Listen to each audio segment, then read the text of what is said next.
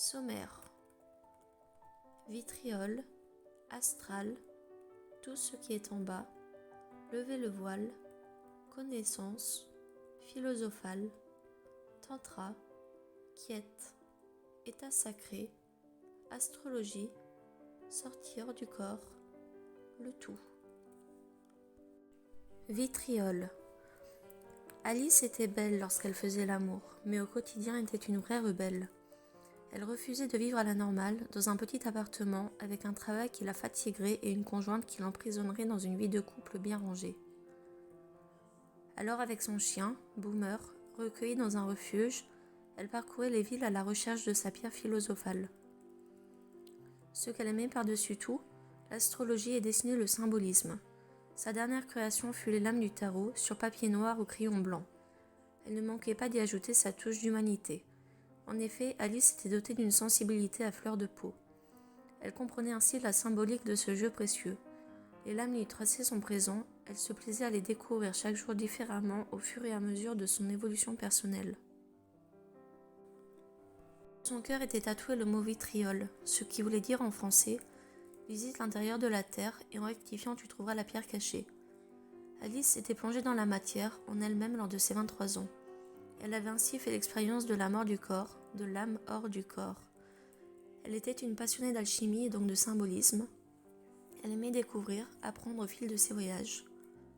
Elle visitait les cathédrales et leurs cryptes avec passion, se rendait sur les lieux sacrés et chargés d'énergie tellurique.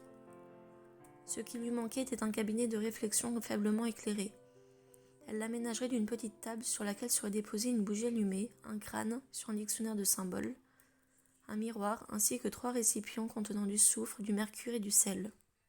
Ces différents objets l'amèneraient à s'interroger sur elle-même, sur la raison de sa présence dans le monde. Bien qu'elle avait déjà passé ce stade, Alice aimait y revenir de temps en temps pour ressentir avec toute sa grandeur les retrouvailles avec son âme. Alice se savait immortelle, mais elle était pour la liberté absolue de conscience, alors elle n'imposait à personne ses croyances qu'elle gardait bien au chaud dans son cœur. Cependant, elle acceptait avec plaisir le dialogue sur ces sujets hermétiques. Elle vivait au gré du vent dans sa caravane, souvent garée dans la nature. Elle aimait la décorer de tableaux qu'elle peignait elle-même. Sa plus grande toile fut une femme aux yeux bandés, sur fond noir. Celle-ci représentait le passage du néophyte à l'initié, initié à l'alchimie bien sûr. Alice était réellement passionnée. Elle avait peint d'autres tableaux comme le soleil et l'étoile, tous deux arcanes du tarot de Convert. Sa plus grande fierté était un œil couleur émeraude sur fond noir avec un dégradé de blanc, symbolisant la connaissance. Elle avait également peint une pyramide recouverte de parapluies, symbolisant l'oubli de l'âme. Et bien évidemment, un crâne sur un gros livre, avec à ses côtés une bougie allumée, des fleurs fanées et un sablier, le tout représentant la vanité. Elle en avait peint plusieurs autres, mais ceux-ci étaient ses préférés, les plus représentatifs et les plus accessibles aux novices. Hormis tout cela, Alice aimait lire. Son livre préféré était bien sûr Alice au pays des merveilles, car selon elle, il retraçait l'initiation à l'alchimie de façon occulte. Elle était fière de porter le prénom de l'héroïne principale. Alice aimait aussi les grands films, dans lesquels elle retrouvait plein de secrets non dévoilés au petit peuple. Elle était en avance sur son temps, elle était douée de connaissances peu croyables pour le commun des mortels. Alice adorait aussi les pierres dites semi-précieuses. Elle aimait que sa plus grande amie, Joy, lui fasse des soins de lithothérapie. Elle ressentait les pierres avec une précision édifiante, elle s'en servait pour soigner ses maux. Malheureusement, avec sa vie de bohème, elle ne pouvait les collectionner toutes. Aujourd'hui, Alice avait 29 ans. Elle était gradée au 1er degré de la franc-maçonnerie. Habituellement, il n'acceptait pas d'initier si jeune, mais Alice avait une maman haut placée qui l'avait fait rentrer. Elle s'entendait bien avec Catherine, sa mère. Elles vivaient à quelques kilomètres l'une de l'autre. Catherine habitait dans une grande villa dans les montagnes du sud de la France. Chez elle, aucune décoration, sa maison était sobre. Alice avait fait le choix de quitter le domicile familial à 19 ans pour prendre son indépendance. Sa vie rêvée était de partir vivre en caravane pour la liberté et la vie sauvage. Elle gagnait sa vie en tirant les cartes à ses clientes fidèles, mais jamais elle ne dévoilait les malheurs qu'elle voyait à travers son précieux tarot de Convert ou son oracle. Elle aimait décrypter les lames, chaque lame regorgée de mystère. Sa vie de bohème lui convenait à merveille. Alice savait faire la part des choses. Elle avait compris qu'il n'était pas nécessaire de posséder un château pour se sentir mieux. Sa connexion avec son âme l'épanouissait chaque jour. Elle voyait le bonheur dans chaque mot, dans chaque geste du quotidien. Astral. Aujourd'hui c'est lundi. J'ai rendez-vous avec Joy pour une séance de lithothérapie. Il est déjà 14 h. Le soleil de juillet tape déjà. J'ai la chance d'avoir ma caravane à l'ombre. Je me prépare et enfile un t-shirt gris et un legging fin noir avec mes baskets violettes. Puis je démarre ma voiture pour activer la climatisation. Une fois mon véhicule refroidi, je laisse ma caravane dans cette merveilleuse nature et file chez mon amie. Elle habite à 5 minutes de chez ma mère dans une petite maison fabriquée par ses copains. Sa maison est en paille, bois, terre et bois. Elle est joliment décorée de tout un tas de tentures orange et rouge et de babioles trouvées sur les brocantes. Joy est une femme hors du temps. Comme moi, elle se sait immortelle, mais a toujours refusé d'entrer dans la franc-maçonnerie. Elle préfère étudier chez elle uniquement, et surtout, seule. Elle aime découvrir par elle-même. Elle est adepte du tantrisme. Un jour, il faudra que je me penche sur le sujet. Arrivée chez elle, Joy ne perd pas de temps et me montre ses toutes nouvelles pierres. Des grenades, des sodalites en forme de pyramide, des agates de toutes les couleurs, mais surtout des émeraudes. Ce sont elles qui attirent mon attention. J'en prends une dans la main, la plus colorée. Elle est de forme ovale, resplendissante. Joy me propose un soin avec cette superbe pierre. J'accepte sans hésitation. Je m'allonge alors sur le dos, sur la table de massage, dans la pièce destinée à cet usage, puis je ferme les yeux.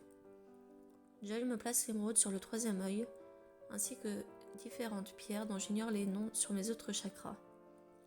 Je suis ainsi immobile, sous les pierres. C'est dans l'immobilité que je ressens le plus mon âme. Je me laisse alors aller à la méditation. Très vite, la béatitude emporte mon âme et je me sens immensément bien. L'astral m'emporte sans que je n'y oppose de résistance.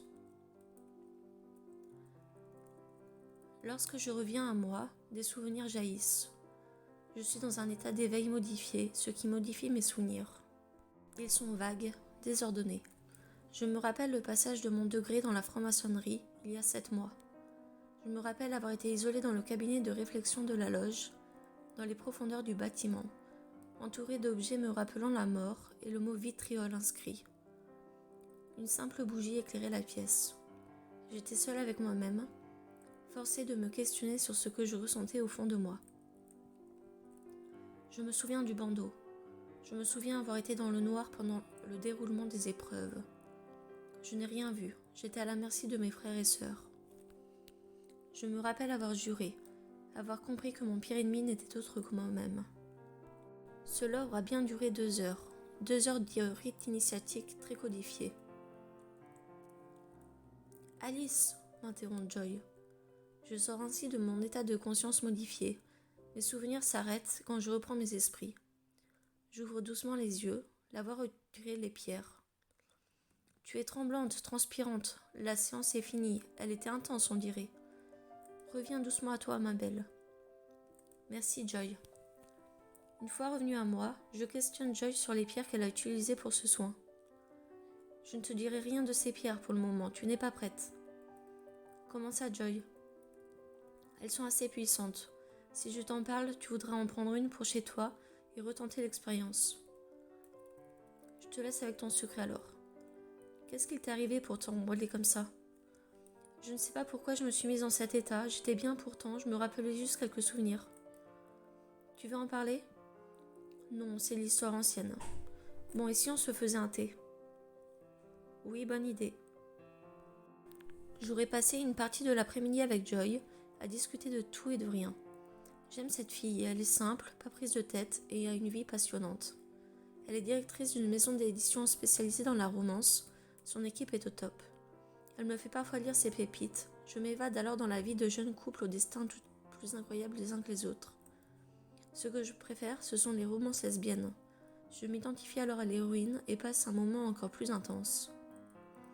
Je pense qu'il serait enfin temps que je rencontre celle avec qui mon cœur bat l'unisson. Tout ce qui est en bas. Tout ce qui est en bas est comme ce qui est en haut, m'a toujours répété Virginie, ma professeure d'astrologie. Elle est membre de la franc-maçonnerie et est au 23e degré.